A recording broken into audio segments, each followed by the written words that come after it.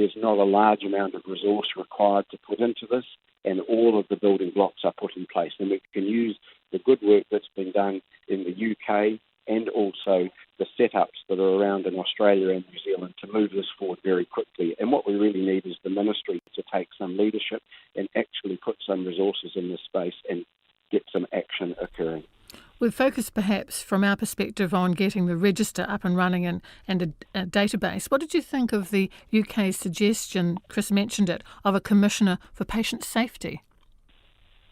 Look, I think that obviously makes some sense. It is nice to have an independent person who is an advocate for patients in this space. We have the health quality and safety system set up in New Zealand. I think it would need to have some discussion in that area as well. But I believe having an independent advocate who can look at patient safety items makes some sense. The UK obviously has a much bigger population than we do, and therefore that may be a role that is deemed appropriate because of that. But I believe there is certainly a role for a person with that type of option to deal with patient-facing advocacy in New Zealand. Chris, you and Stephen are both members of the International Incontinence Society. Is it crucial for international cooperation for changes to be brought in? I mean, the UK is leading the way, clearly, but do you get a sense that this is a bigger issue that will require international cooperation by medical professionals? Oh, absolutely. It's a significant issue, and as I've alluded to before, it's one of the biggest issues in my surgical career and in memory. And I think what the suspension in the UK has allowed us to do is take stock of the situation and put the plans in place and divert our efforts into actually making the situation right. In terms of international cooperation, that's absolutely crucial because we're not going to get randomized controlled trial data with mesh anymore, and certainly not with mesh removal. And therefore, the only real way we're going to answer the big questions with regards to mesh removal is sharing data. And, I would absolutely implore every surgeon who's doing mesh removal operations to make sure their data is published and in the public domain, and more to the point, shared. And that's one of the things the UK Mesh Centres have pledged to do, is pool their collective data. And you can imagine, after a couple of years, once that database is mature, we'll be able to answer some of the questions that we probably can't answer at the moment. Thank you both for your time. I've been talking to Chris Harding, a British urological surgeon, and to the President of the Urological Society of Australia and New Zealand, Dr. Stephen Mark. Now, listen to that conversation is New Zealand Mesh survivor Renata Shutter. She says she's heartened by what's happening in the UK, especially the recommendation for a patient safety commissioner. But it's her opinion that the Health and Disability Commission process isn't fit for purpose, and she's petitioning Parliament about the way it deals with mesh complaints and complaints in general. Currently, unlike in the criminal court system and with ACC, there is no right of appeal. Renata says that must change. Kia ora, Renata, welcome to the program. Morena, Lynn. What is the substance, please, of the complaint that you're petitioning Parliament about? So the petition was presented in Parliament last month and has been now referred to the Health Select Committee. And it's essentially for the right to appeal decisions made by the Health and Disability Commissioner. The motivation for my petition arose from my own experience as a complainant who had experienced a pelvic mesh injury. Just briefly, I went to significant effort to present my complaint comprehensively. I was desperate to actually prevent others from being at risk of harm. Despite that, the HDC essentially took no action apart from recommending that the particular surgeon, who is known to be a senior surgeon, top of his game, write better notes. And quite frankly, it was devastating for me because I'm now in the position where I have no ability to challenge the fairness of this decision. I have gone to the Ombudsman for a review, but that's only a matter of process. It's not a matter of fairness. And I just think that essentially this is a denial of natural justice and it's wrong on every level. The petition, just to be clear though, isn't precisely about your complaint, but is more general about a patient's right to appeal. Absolutely. It's about the patient's right to appeal, and also for those who are having complaints lodged against them to also appeal decisions. So it's any complaint that is actually lodged to the Commission. And, this, we've been having discussions about the Patient Safety Commissioner, the recommendation in the Cumberledge report, and I'm really pleased to hear Stephen actually support something like that in New Zealand, because I think this is a role that the HDC could actually adopt, one where they actually listen to patients and actually advocate for them, because ultimately their role is to protect patient rights and to promote patient rights. And from my experience of the system and others I know as well, particularly those that are mesh injured, this actually isn't happening. Is there reason for concern, though, that, with appeals, there has to be a point where the appeal process stops, and a more litigious system could be more complicated, could be costly, and potentially slow down the system even further? I suppose that is a potential, but, if you think about it, we have the right of appeal, for criminal convictions. We can have ACC decisions reviewed. You can have employment decisions reviewed, and so on. And at the moment, it really seems that HDC is not actually supporting patients, and that they tend to rule on the side of the medical profession, to be honest with you. And I just think that, if that appeal process is in place, there'll be greater vigilance of the HDC, and they would provide decisions that are fairer and more transparent. There is no transparency at the moment, and complainants will then actually have more trust in the system and actually use it. We don't have many mesh injured patients complaining to the HDC because they don't trust it, and they find the whole process arduous, and they just don't think they're going to be taken seriously. And this was clear from the findings of the restorative justice process that was undertaken last year, which disappointingly the HDC did not even participate in.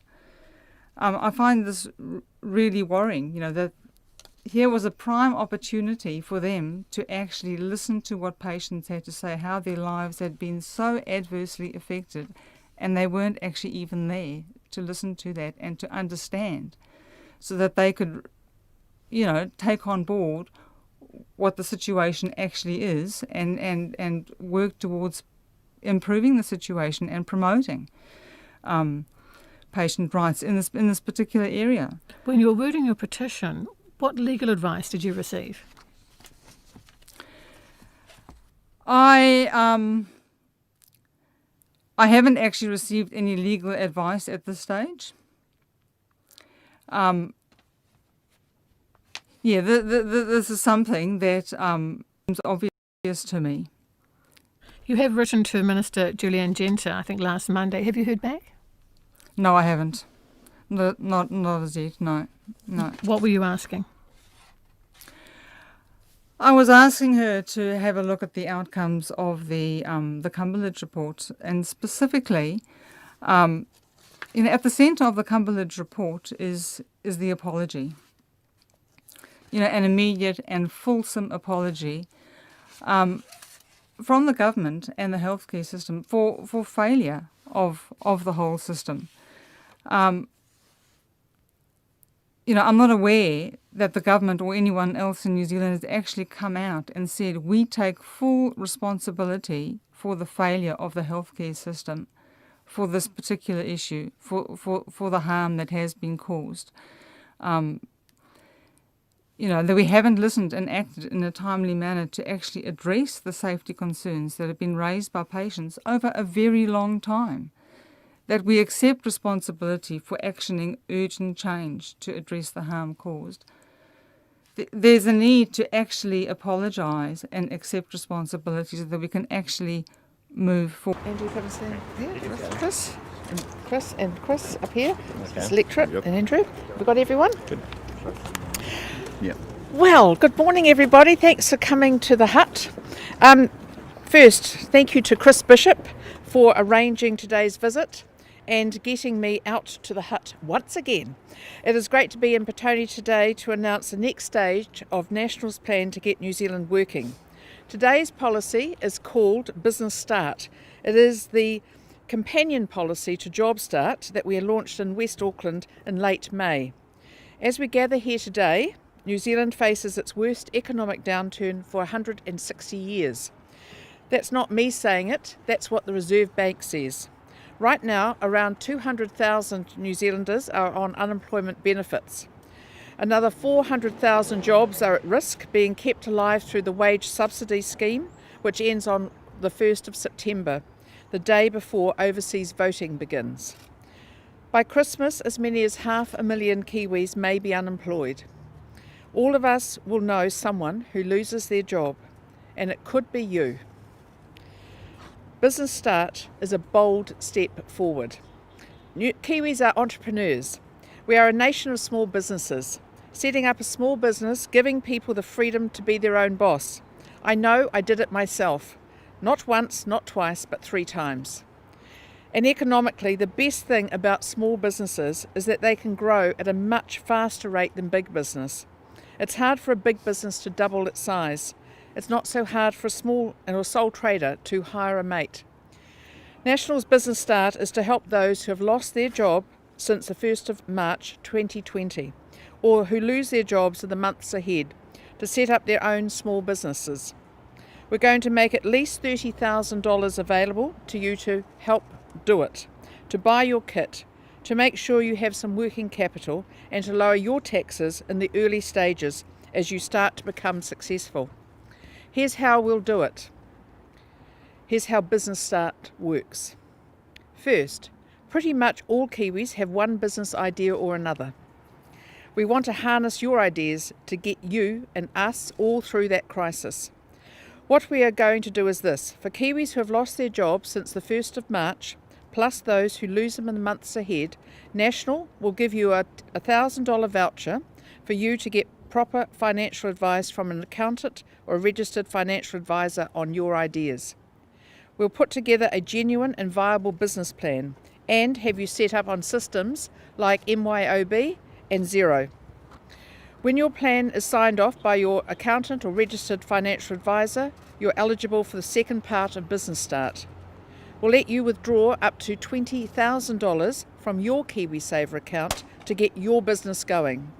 It's your money that you've put aside for a rainy day. Well, if you've lost your job, it's not raining, it's pouring. A lot of that KiwiSaver money is sitting in default funds. And another big hunk of it is being held in foreign shares. National says it may be more valuable to you, invested in your own business. It's your choice whether you leave it with the fund managers or you invest it yourself. We know people will criticise us for this. We want them to tell us why it's better for Kiwis to have their money invested in Wall Street than in their own Kiwi High Street. We will also incentivise Business Start recipients to return the money to their KiwiSaver accounts when they can. Their future KiwiSaver contributions will be tax-free until they've repaid the amount they took out. The second thing we'll do is, if you have been made redundant, is to give you the entire taxed portion of your redundancy as a tax credit with the IRD. If your redundancy is, say, $150,000, that could be as much as $50,000 tax credit. You'll then be able to use that to pay GST or your provisional tax when you start making a profit. But we think Business Start should be for all New Zealanders who lose their job. So for everyone else who becomes eligible for having their business plan signed off, National will give you a $10,000 tax credit, $5,000 on day one and another $5,000 after 90 days. We will also pay your company office registration fee of $130 if you choose that structure for your business. With your approved business plan, your $20,000 and your tax credit, we're sure the banks will compete to give you a decent banking finance package for any additional capex and working capital you need. And remember, like all business owners, Business Start recipients will be able to write off new investment of up to $150,000 for each new asset instantly under National's previously announced policy. Running a small business is still not for the faint-hearted. That's why Business Start also includes a new $10 million contestable fund for additional advisors for the likes of Chambers of Commerce, Employers and Manufacturers Associations and Business Mentors New Zealand to pitch for. Business Start recipients will be able to get that mentoring free. What we then want is for Business Start recipients to be confident enough to take on a mate using Job Start. That's another $10,000 if you do that. As I said, Job Start was originally planned to end on the 31st of March 2021. I'm now extending it until 31st of March 2022, the same time period Business Start will be available. National plans 17 months of an entrepreneurial and job growth explosion during the toughest times any of us have ever known.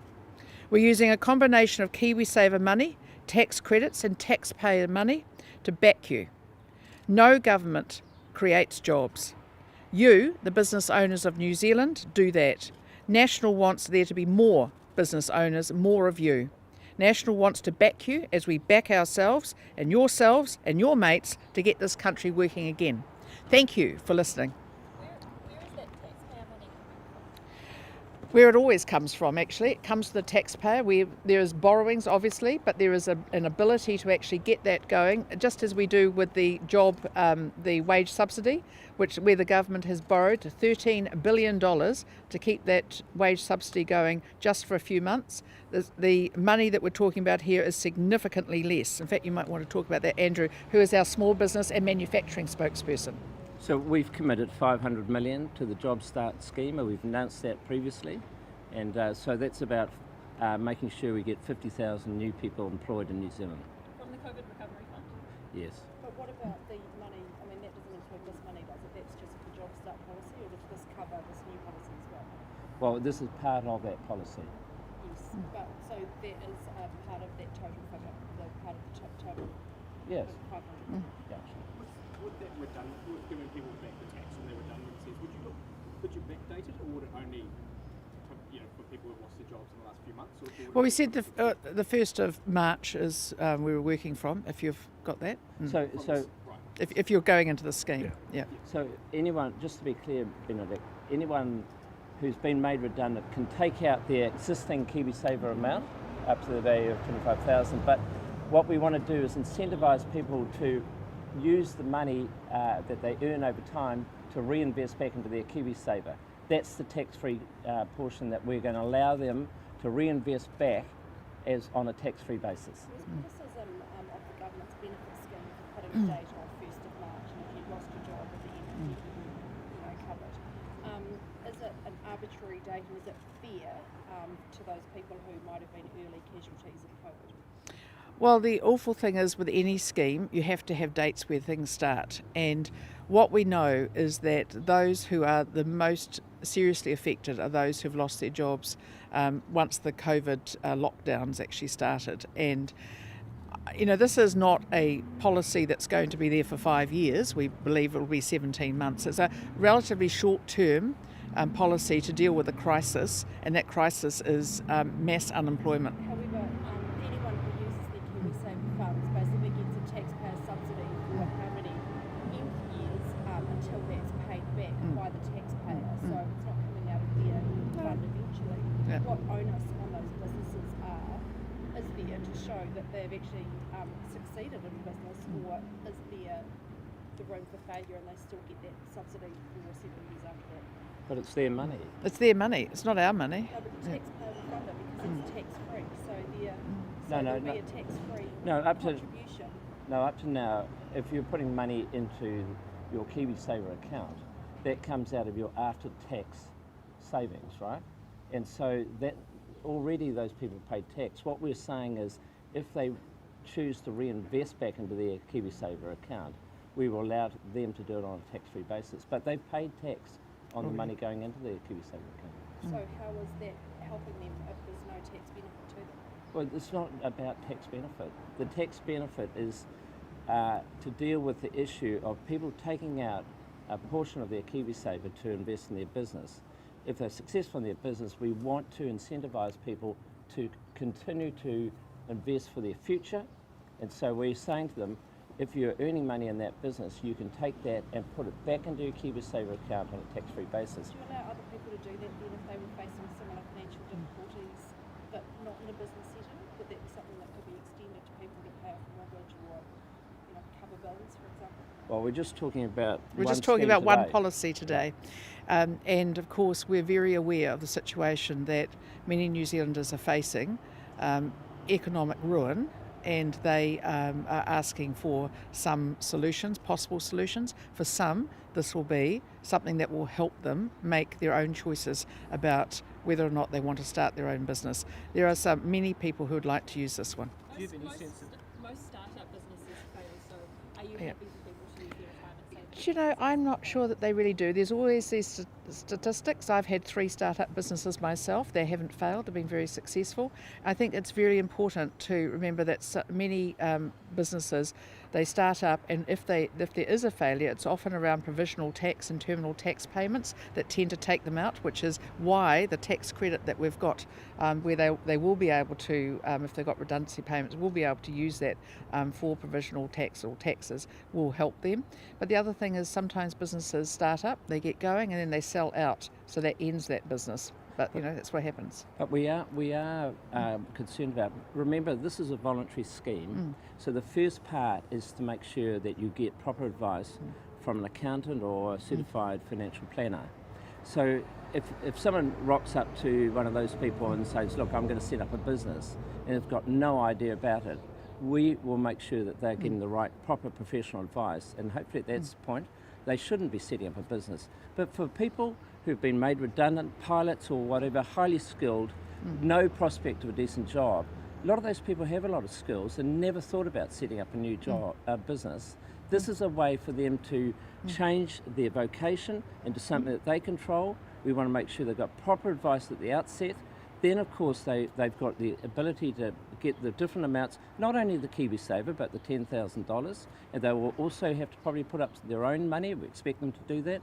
And so it's not for everyone, certainly not for the faint-hearted, but we want to make sure that people who've been made redundant, who've got the right skills, have the opportunity to create their own new lives. Okay, but if financial downturn is a particularly difficult time to start up a new business, would you recommend that someone starts a business? Many people do, and in fact one of the ways that people can often do it is that they can often really cut their own costs at such a time. When you're starting up your own business, you often decide you don't need all the bells and whistles, and you can actually just be more mobile, get around, see people. I mean, if you're working in the plumbing or something like that, and you're found that you're being made redundant because of a downturn, what you can sometimes do is you can often still, you don't have to pay someone else, you don't have to pay for the overheads as much. You just got to pay for yourself, and that you can actually do it. And that's why so many people in New Zealand do set up small businesses, and so many are actually very successful. I think we should not give up on people just because they've been made redundant. We should be looking to say to people, if you've got the skills, you've got the entrepreneurial spirit, you want to take a risk on yourself, or we want to back you to do that. But as Andrew says, you've got to have the business plan, you've actually got to have something sensible, and otherwise it's not going to work. So it's fair to say this is for a small group of people though, right? I mean, the criteria you're listing, there's not vast swathes of unemployed in the country that can do this. Well, I don't think you're right at all. I totally disagree with you. We've got 200,000 people at the moment who are unemployed, that we are on benefits, that many of those would not have been there otherwise. But we've also got 360,000 people on wage subsidy jobs, and those jobs, a big chunk of those may well become no longer in work. That doesn't mean to say that they don't have skills. That just means that those jobs aren't there. If you're in the tourism industry, if you're, as Andrew said, a pilot, if you're someone who's been cabin crew, these are all people who, lawyers I know of, highly skilled people who are really intelligent people who can quickly move their skills into something else. But let's give them a chance and not just write them off. What are your positions on the current government set in as the wage subsidy and Do you want to talk to that? The benefit settings as well, because not everyone is going to be able to No. take advantage of this. So what about everyone else? Would you keep them, extend them? What are your thoughts on it? Well, there's no doubt that the government had to put up a financial package, and so the idea around the wage subsidy has been good. It's been a good level of support. But the question is, what happens on the 1st or the 2nd of September? Where's the plan? What we're trying to do is when that wage subsidy ends, and it will have to end at some stage. We've spent $13 billion on it so far. At some point, even the government's going to have to say we have to stop it.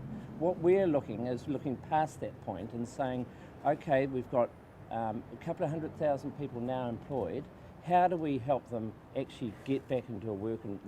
And basically what we're saying is, why should we be denying those people the opportunity to create their own business, to employ themselves and hopefully other people, and get out there and recreate their lives after being devastated by being made redundant?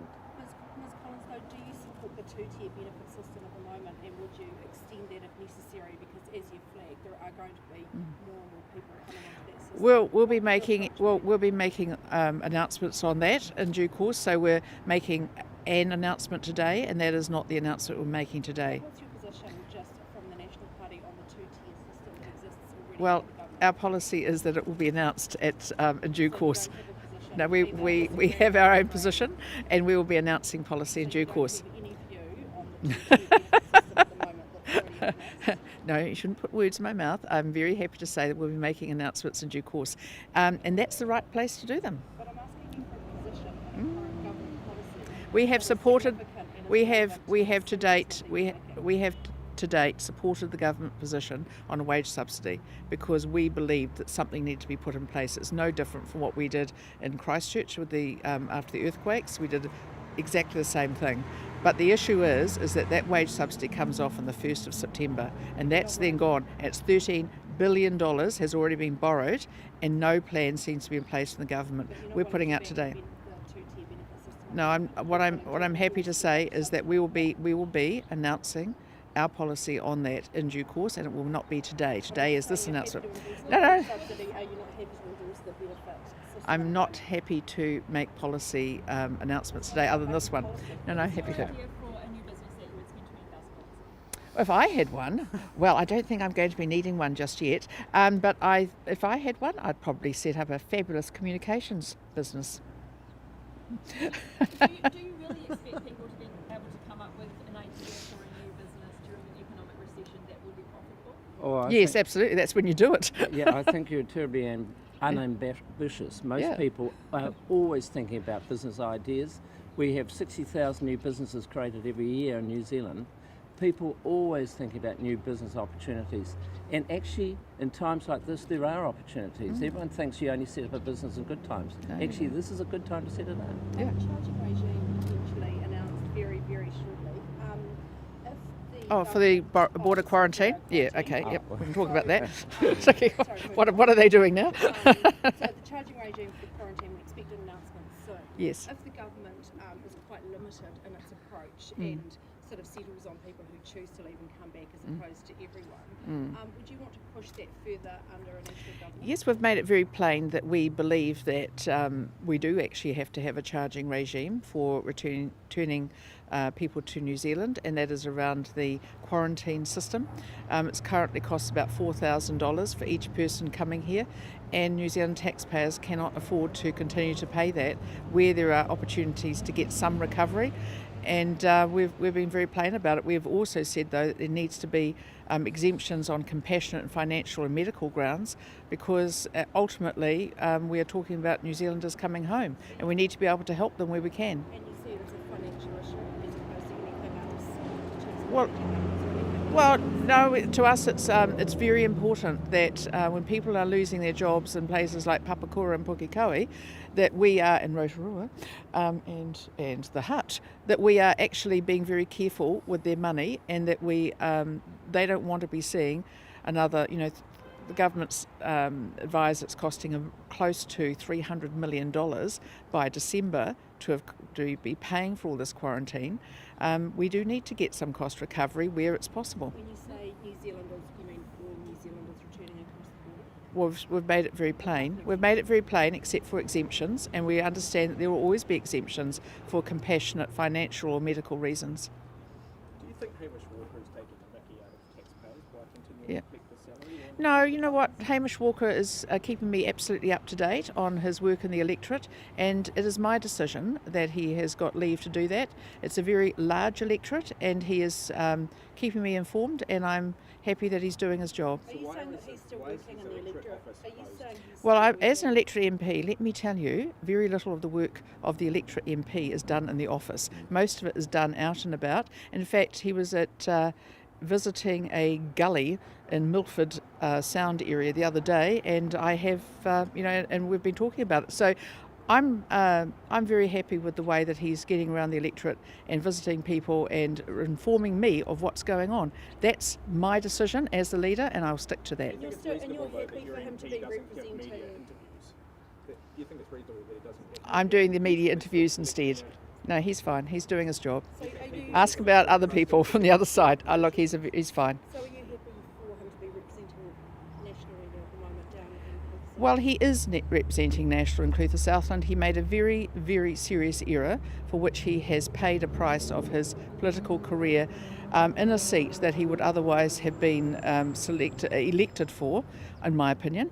And he's already paid that price. He's a relatively young man, and I feel he's paid a very serious price. There are other MPs who've paid serious prices. He has too, and he doesn't get the chance to come back into Parliament. Well, he made a very serious error, but he's still on full pay and he's only doing part of his job. Well, he's actually doing his job. If I give him leave to be working in his electorate and I'm satisfied he's doing it, then he is doing his job, and I have made that decision and I will stick by it. Will he be able to get the business start package? If he fell within this, but I don't think he's a COVID-19 redundancy. I don't think that quite works for it. But I would think that I think it's important not to end up the state of bullying someone who has been in a situation where he has lost his career for a very unwise mistake, and I'm not going to stand by and let that happen. How are the candidate selections going in electorates like Clutha South? Yeah. Wangitata? You know, our biggest trouble with these is there's so many people want to be MPs for us, which is fabulous. It's a great problem to have. Be rushing these candidate selections, especially given Palmerston young North William Woods today, for example. You know, is that a problem for National?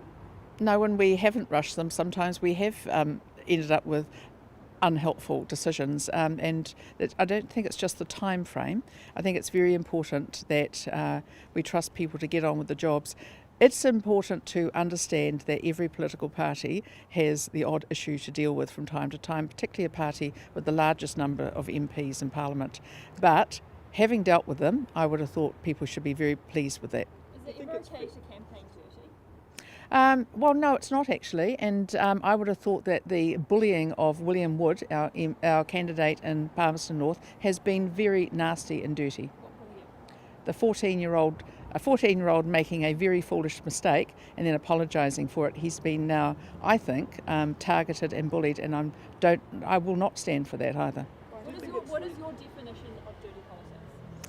I think it's when things are either very unfair or going back to someone's very long time past and using it like that. So I think that's very unfair. I don't think it's a long time past when he's now 18 years old. He was 14.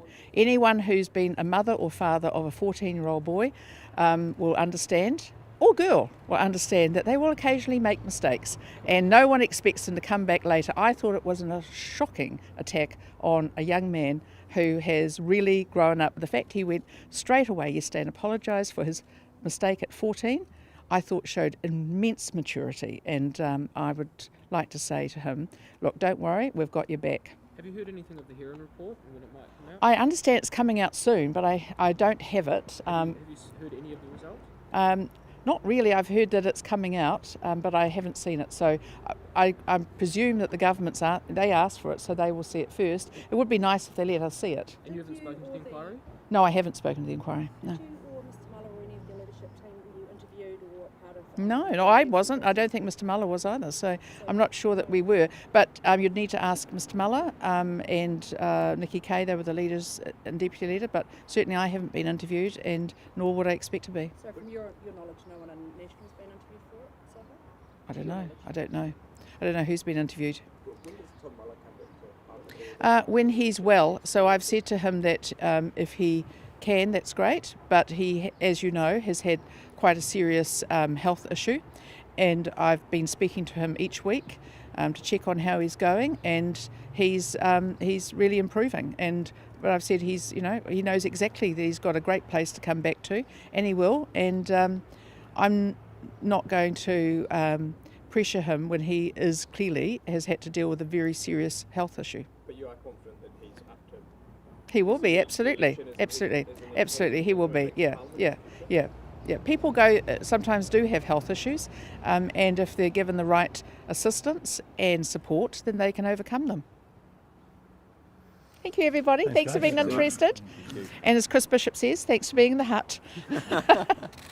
Lovely to have you here. I love cars. You know I'm a petrol head, don't you? I'm thinking of getting an electric though. You follow me.